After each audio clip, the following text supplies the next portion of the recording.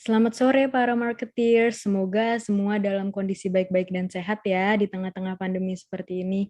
Dan selamat datang di Marketplace Special Brown Bag Session, Keeping Up with Marketplaces, sebuah tayangan yang membahas mengenai strategi bisnis, tips-tips, dan juga konten unik dan menarik yang akan dibawakan secara santai namun insightful. Nah, pada episode kali ini, saya Tandia Vera akan menemani teman-teman semua selama 30 menit ke depan dan kita akan banyak berdiskusi mengenai bagaimana memahami poin frustasi pelanggan untuk inovasi produk yang akan dibawakan oleh dua konsultan marketplace kita yang keren-keren nih. Ada Kak Rizky Syahrizal sebagai senior bisnis analis dan juga ada Kak Ayustina Lestari, senior konten analis dari Marketplace Institute. Halo Kak Rizky, halo Kak Tari, selamat sore. Halo Vera. Halo, selamat sore. Ya, bagaimana kabarnya nih Kak? Baik. Baik. Alhamdulillah. Baik ya, alhamdulillah. Nah, hari ini kan kakak-kakak mau membawakan tentang poin-poin frustasi pelanggan nih Kak untuk inovasi produk. Mungkin sebelum kita masuk ke materinya bisa dikasih ke overview sedikit nih, spoiler tentang apa sih tentang materi apa sih yang akan dibawakan hari ini gitu. Oke, jadi sebenarnya materi yang bakal kita bawain ini mengambil dari salah satu bagian atau step di design thinking. Jadi kalau di design thinking itu ada yang namanya tahap define yang bakal kita fokusin di hari ini. Itu akan membahas mengenai gimana sih caranya kita mengetahui benar-benar apa sih yang dibutuhin sama konsumen. Sehingga pas kita bikin inovasi produk atau kita bikin improvement itu bakalan sesuai kayak gitu. Jadi tidak gagal lah kayak gitu. Oh, ini bakal bisa bermanfaat buat teman-teman yang ingin membuat bisnis ya Kak, yang ingin mencoba untuk berbisnis gitu ya. Mungkin dari Kak Rizky ada sedikit Kak. Jadi di sini tadi udah jelas apa di sini di tahap define gitu ya. Nah, nanti di sini juga kita ngelihat apa sih yang sering menjadi masalah gitu kalau dalam proses customernya dari dia nyari informasi sampai dia dapat produknya itu gitu. Oke, itu akan Jadi menarik sekali. Ya Kak, ya, ada kita lagi? fokus di situ ya. Oke. Itu menurutku sih tadi dari penjelasannya Kak Rizky dan Kak Tari, itu sudah menarik ya Kak untuk teman-teman yang ingin berbisnis dan supaya tidak gagal di depannya gitu ya. Jadi mungkin nih teman-teman bakal banyak dapat insight-insight dan bisa diimplementasikan juga. Nah, tidak usah berlama-lama lagi, kita langsung aja nih Kak ke pembahasan materi. Kak Rizky dan Kak Tari, waktu dan tempat kami persilahkan Kak. Oke, sebentar aku share screen.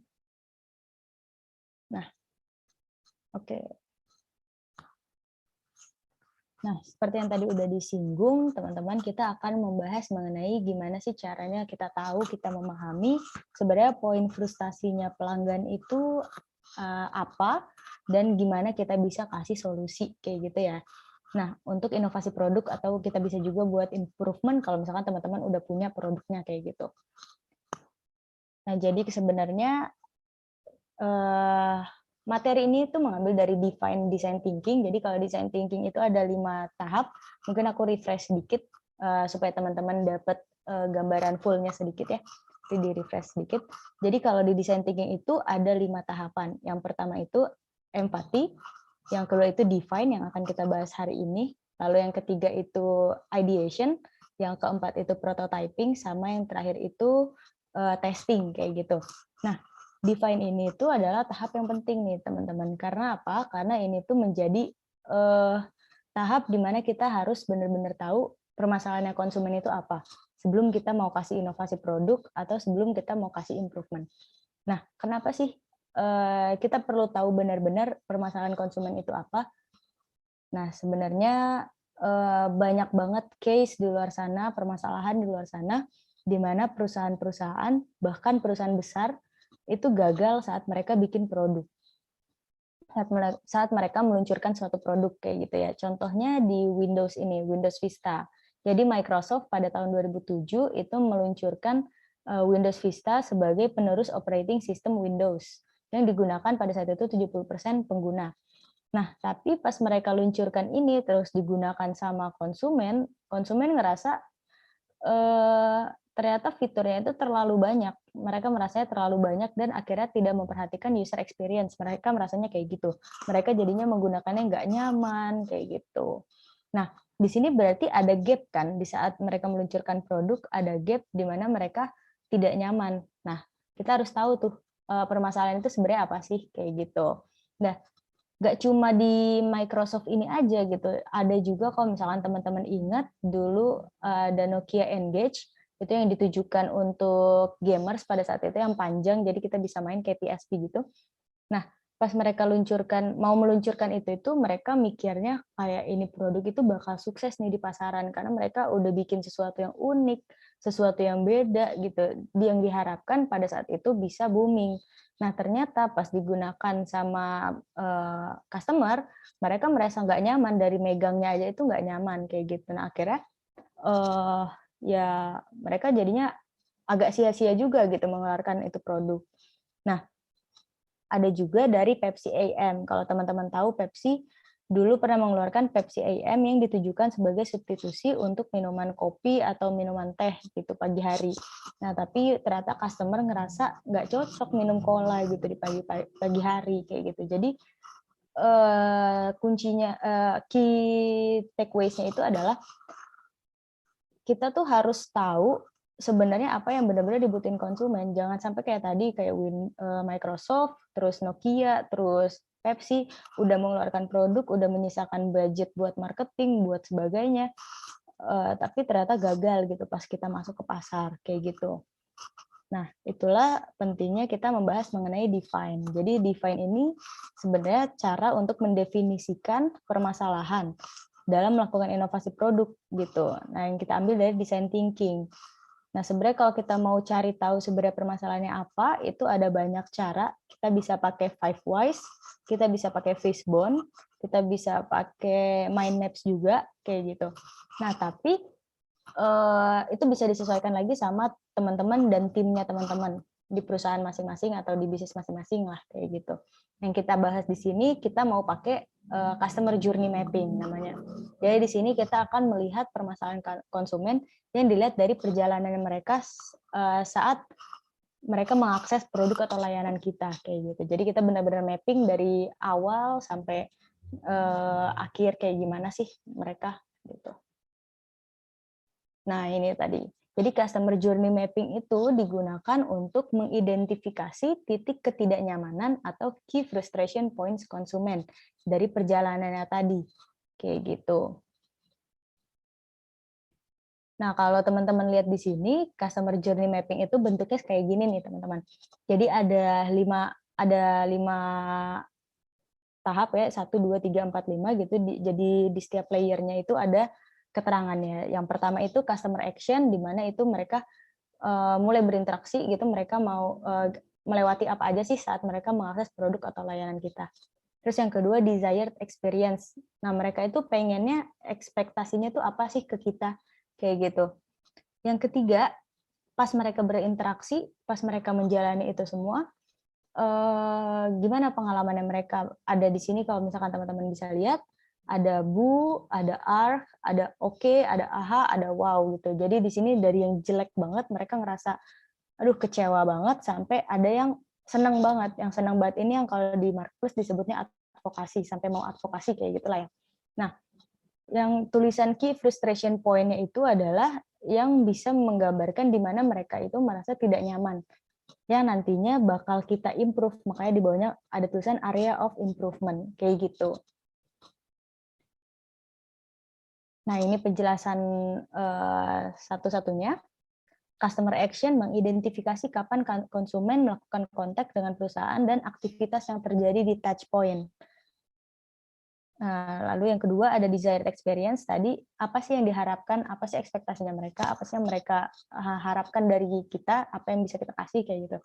Yang ketiga, interaction with company, mengetahui aktivitas perusahaan ketika melakukan kontak dengan konsumen. Yang keempat, ini yang paling penting yang harus kita temukan, yaitu key frustration point, di mana mereka ngerasa di manakah, di tahap manakah mereka merasa tidak nyaman.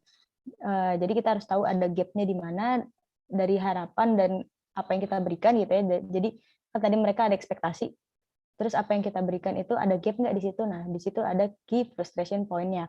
Lalu yang kelima, kita bisa nggak nih kasih area of improvement, yaitu solusi-solusinya dari permasalahan yang mereka hadapi, kayak gitu. Nah, mungkin itu singkatnya mengenai layer-layer tadi dari customer journey mapping. Untuk lebih lengkapnya bakal dibahas lebih lanjut sama Kak Rizky. Mungkin boleh silakan dilanjutkan, Kak. Oke, thank you Tari. Nah, di sini aku pengen jelasin tentang layer-layernya nih. Kita mulai dari layer pertama. Layer pertama itu lebih ke customer action. Maksudnya ini lebih ke touch point si customer-nya itu sendiri gitu. Jadi dari dia ngumpulin informasi, terus gitu dia cari-cari alternatif produk, terus dia tanya-tanya ke salesperson, terus dia ngelakuin transaksi dan akhirnya dapat terima produknya. Nah, touch point ini mungkin kalian udah familiar dengan konsep 5A ya kalau di Marketplace. Nah, aware, appeal, ask, advocate gitu. Nah, tapi kalau misalkan di sini kita lebih fokus dari dia ngumpulin informasi sampai dia ke nerima produknya seperti itu, sampai ke after sales-nya juga. Nah, next.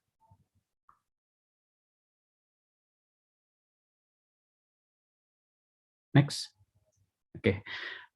Nah, kemudian di layer kedua, tadi kan kita bilang layer pertama ini touch point-nya aja. Nah, di layer kedua ini kita lebih ke ekspektasi si customer ini di tiap touch point gitu. Jadi misalkan di touch point mengumpulkan informasi, dia expect supaya dia dapat informasi yang terpercaya gitu.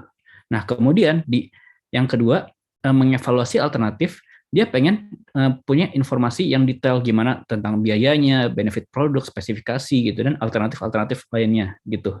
Nah, setelah itu dia tanya-tanya ke salesperson. Nah, dia pengen salesperson yang emang knowledgeable tentang produknya gitu. Jadi dia punya product knowledge yang memadai. Nah, setelah itu transaksi dia dia berharap bahwa dia pengen setelah mempertimbangkan alternatif dan dia pengen beli, dia pengen proses pembeliannya itu mudah gitu, nggak ribet gitu. Nah, pas mereka menerima produknya, dia pengen produk yang mereka terima sesuai dengan yang ditampilkan gitu, produk yang ditampilkan sama produk yang diinformasikan oleh si salesperson gitu. Jadi makanya di layer kedua ini kita lebih sudut pandangnya ngelihat saya ingin dan saya berharap produk kita gimana, saya ingin mendapat informasi yang seperti apa gitu. Next. Nah, di layer ketiga ini kan kalau misalkan di kedua itu ekspektasi. Nah, tiga ini kontaknya si customer terhadap perusahaan yang menjual gitu. Misalkan mengumpulkan informasi, dia nyari di Instagram, di YouTube gitu. Itu kan si Instagram atau YouTube ini kan yang bikin dari pihak perusahaan gitu. Makanya di sini kita lihat ada 3 row. Row paling atas itu lebih ke kayak tangible-nya, yang kontak langsungnya. Kedua itu lebih ke human-nya, human yang si customer ini interaksi langsung, dan yang paling bawah itu row ketiga itu di bagian back end-nya seperti apa gitu, kayak database-nya, terus bagaimana si tim marketing mengupload kontennya gitu. Nah, di sini kita lihat nih satu-satu, dari dia ngumpulin informasi dari brosur Instagram, YouTube gitu ya. Setelah itu dia googling juga nih alternatif produknya apa aja gitu kan.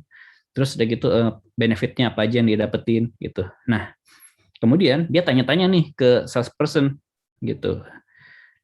Dia dia lihat seragamnya, marketing kit, nah ternyata si salesperson-nya ini product knowledge-nya kurang memadai. Nah, itu nanti akan bahas lebih lanjut kenapa. Terus nanti pas transaksi dia si salesperson ini meyakinkan customer sih untuk benefit-benefitnya apa gitu pas dia beli. Nah, di back end-nya diupdate lah itu status customer-nya dari yang dia prospek dia jadi beli gitu ya. Nah, terakhir pas nerima produknya, si salesperson ini memastikan kualitasnya dan memberikan jaminan bahwa si customer ini akan mendapatkan after sales yang memadai gitu. Nah, tadi ini di yang tahap konsultasi dengan salesperson kan di sini ada si customer ternyata ini kan di luar ekspektasinya, karena ternyata si salesperson ini punya product knowledge yang kurang memadai. Oleh karena itu, di bagian yang ketiga ini di tahap si salesperson tidak punya product knowledge, itu yang termasuk dalam key frustration point seperti itu. Jadi kita lihat ini di mana sih tahap di mana sih apa yang customer expect sama apa yang perusahaan berikan itu tidak sesuai dengan ekspektasinya gitu. Next. Nah, nggak cuma di produk di salesperson yang nggak punya product knowledge juga gitu. Jadi titik-titik ketidaknyamanan tuh macam-macam. Misalkan dari product information, si salesperson nggak punya product knowledge yang memadai. Terus atau misalkan prosedurnya pas lagi beli ternyata belibet gitu, pembayarannya harus lewat ini gitu. Nah, atau misalkan si salesperson ini nggak ramah. Terus atau responsnya slow. Kita begitu si customer nanya-nanya, terus tapi si salesperson-nya ya responnya lambat gitu ngebalesnya. Terus branch location juga pas nyari product availability-nya di mana, cabangnya di mana gitu, susah carinya gitu. Dan ternyata pas pengen beli perlu nunggu yang lama gitu buat bisa kayak pre-order atau gimana gitu ya. Nah, jadi di sini tuh termasuk titik-titik kritis yang bisa memunculkan peluang ketidaknyamanan untuk si customer gitu. Next. Nah, di yang paling terakhir itu kita ngomong ke area of improvement. Jadi apa aja sih yang bisa diimprove gitu. Nah, di sini ada 3, ada people, process, physical evidence. Nah, people itu misalkan kita memberikan salesperson training product knowledge gitu. Jadi dan atau business etiquette gitu atau grooming supaya mereka memberikan informasi yang produk yang memadai bagi customer gitu atau memberikan customer experience yang wow gitu loh. Nah, kemudian proses itu gimana sih mempersingkat proses supaya si customer ini nggak ribet gitu supaya mendapatkan si produk yang dia mau gitu. Atau misalkan physical evidence bahwa si produknya itu emang ada dan sesuai dengan apa yang customer lihat gitu. Atau bahkan si customer ini juga bisa ngetes produknya itu gitu. Next. Nah, ini ilustrasi aja ya, misalkan dari aplikasi pengiriman barang gitu, kurir ya. Nah, si customer download aplikasi XYZ, terus dia sign up, login. Itu kan experience dia harap ya prosesnya tuh gampang dan nggak ribet gitu ya. Kalau misalkan tiap buka aplikasi itu dia harus isi detail sendiri, enggak, tapi disimpan gitu kan. Nah, interaksinya dengan apa? Itu mobile app. Nah, terus habis itu dia ini kan pilih nih menu package delivery gitu ya. Nah, pas dia pengen pilih itu dia harap dia dapat informasi tentang layanannya apa aja sih gitu. Apa misalkan dia pengen yang same day, next day ataupun yang reguler gitu ya. Nah, si mobile app ini ngasih layanan yang detail. Pas sudah pilih lokasi pas lagi dia milih lokasi tanggal gitu-gitu. Ternyata kan ini ceritanya dia malam-malam nih. Dia malam-malam dan darurat pengen ngirim barangnya. Ternyata nggak bisa nih. Nggak bisa pengiriman instan malam-malam. Nah, ya itu kan ini ya kayak ada gap gitu ya antara yang dia pengen ya ekspektasi sama si fitur mobile app-nya ini. Nah, itu makanya masuk jadi frustration point gitu. Nah, pas sudah pilih lokasi tanggal gitu ya. Ternyata ini sistem trackingnya nggak pas dia kirim langsung muncul di tracking. Dia nunggu lama dulu Jadi mereka kan kayak ada nggak ada peluang ketidaknyamanan dia dalam mengakses trackingnya itu gitu. Merasa ini pengirimannya nggak aman nih atau gimana gitu kan, karena ternyata trackingnya itu membutuhkan proses yang agak lama gitu buat kelihatan. Nah, di sini area of improvement-nya apa? Nah, di sini yang pertama itu pas di tiga touch point pertama dia integrasi menjadi omnichannel antara online dan offline gitu ya. Nah, terus di pas yang tadi yang di key frustration point-nya dia menyediakan layanan pengiriman instan yang pada kondisi darurat gitu, misalnya ngirim malam-malam gitu ya. Nah, di sini terus setelah itu kalau di pas di ininya di trackingnya selain tracking dia juga memberikan program loyalty program gitu, misalkan supaya mereka merasa puas dengan layanan yang diberikan. Seperti itu. Next. Ya, sekian sih sesi brown bag hari ini. Mungkin ada pertanyaan? Oke, terima kasih Kak Rizky dan Kak Tari atas pemaparannya. Tadi sudah disebutkan ya Kak, kalau misalkan ada beberapa cara untuk membuat design thinking gitu. Ada bisa digunakan 5 whys gitu ya, fishbone, mind map, atau yang tadi kita bahas customer journey gitu.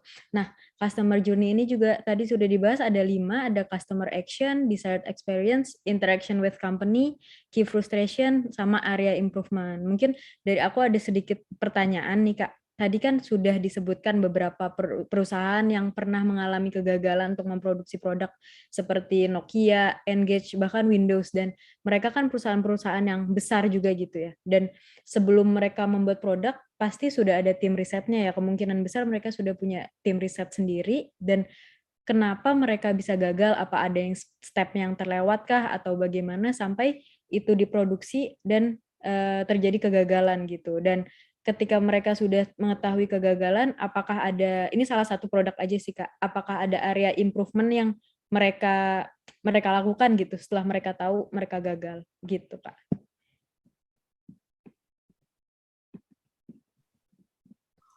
Oke, jadi mungkin kalau tanggapan dari aku kenapa mereka bisa gagal itu mungkin sebenarnya ada banyak faktor ya.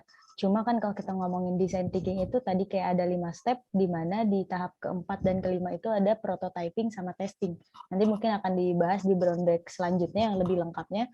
Cuma kalau misalkan mereka mau luncurin produk seharusnya itu mereka bisa bikin prototipenya dulu. Prototype itu maksudnya itu kayak kita bikin contoh dari produk atau layanan yang semirip mungkin sama apa yang mau kita luncurin untuk di-testing ke customer kayak gitu. Nah, mungkin di saat mereka testing, mereka belum menemukan ada masukan dari konsumen yang bisa buat improvementnya mereka kayak gitu, atau mungkin risetnya itu kurang tepat yang mereka lakukan. Kan ada banyak tuh tadi cara-caranya ya. Nah, mungkin kayak gitu. Jadi sebenarnya kalau memang kita mau meluncurkan produk, inovasi atau improvement, kita memang harus melengkapi semua tahap juri dari design thinking-nya ini sih, kayak gitu. Mungkin Kak Rizky mau ada tambahan, Kak? Mau nambahin dikit aja. Jadi selain apa? Selain ada 5 tahap itu kan di apa dalam design thinking-nya ya. Nah, kalau misalkan kadang gini, apa yang kita coba develop gitu ya produknya, ya kita nambahin fitur ini, kadang walaupun kita ngerasa wah ini customer pasti suka nih, dan dan di riset gitu ya, pas udah riset pas dia customer suka, terus kita nyoba expand nyari ke memperluas pangsa pasarnya. Nah, kadang yang customer yang target pertama mereka suka, pas kita pindahin ke perluas gitu ya targetnya, mereka nggak suka gitu. Jadi perlu kita evaluate lagi, kita tes lagi supaya yang si target customer break yang menjadi yang target customer ekspansi kita gitu ya, itu juga pain points-nya uh, ditindaklanjuti gitu. Jadi kadang apa yang kita develop gitu ya, yang target yang hasil risetnya gitu ya, yang si customer suka gitu, begitu kita ekspansi ke target customer yang di area lain gitu ya, itu mungkin itu nggak suka. Nah, itu kita juga mesti evaluate juga gitu. Jadi harus selalu konstan develop produknya gitu. Oke, baik. Menjawab Kak dari pertanyaanku, terima kasih banyak atas jawabannya dan pemaparan materinya. Mungkin ada yang ingin ditambahkan lagi Kak sebelum kita tutup brown bag kita kali ini? Sudah cukup ya Kak? Mungkin kalau dari aku ini tambahan, kalau teman-teman memang mau inovasi produk atau mau bikin improvement yang tadi, jangan lupa untuk melengkapi semuanya gitu ya. Jadi dari tahap empati, define, terus ideation, di mana kita nentuin ide-idenya sampai kita bikin prototype, sampai kita testing, dan itu harus dijalankan dengan benar gitu, benar dan sesuai kayak gitu. Supaya apa? Yang tadi tujuan awal kita, supaya inovasi kita berhasil gitu ya, nggak gagal. Jadi usaha kita nggak sia-sia. Mungkin itu aja sih. Jadi nanti bisa nonton ke Brown Bag selanjutnya nih, supaya lebih lengkap pengetahuannya kayak gitu. Ya, siap, Kak. Mungkin dari Kak Rizky? Kalau dari aku cukup sih. Jadi pantengin terus brown bag-nya, karena itu akan ngebahas tentang step-step berikutnya juga. Akan berlanjut ya Kak di materi selanjutnya. Oke, terima kasih banyak untuk Kak Rizky dan Kak Tari atas pemaparannya sore hari ini. Sangat insightful Kak, dan semoga bisa bermanfaat dan memotivasi para marketeers pada sore hari ini nih Kak. Nah, buat marketeers yang masih ingin belajar dan mendapatkan insight lebih, catat harinya karena special Brown Bag Session akan tayang setiap Jumat jam 4 sampai setengah 5 hanya di YouTube channel Marketeers TV, dan tentunya dengan konten yang tidak kalah menarik dan ditemani dengan para konsultan Mark Plus. Dan jangan lupa like, comment, subscribe. Sampai jumpa di minggu depan ya teman-teman.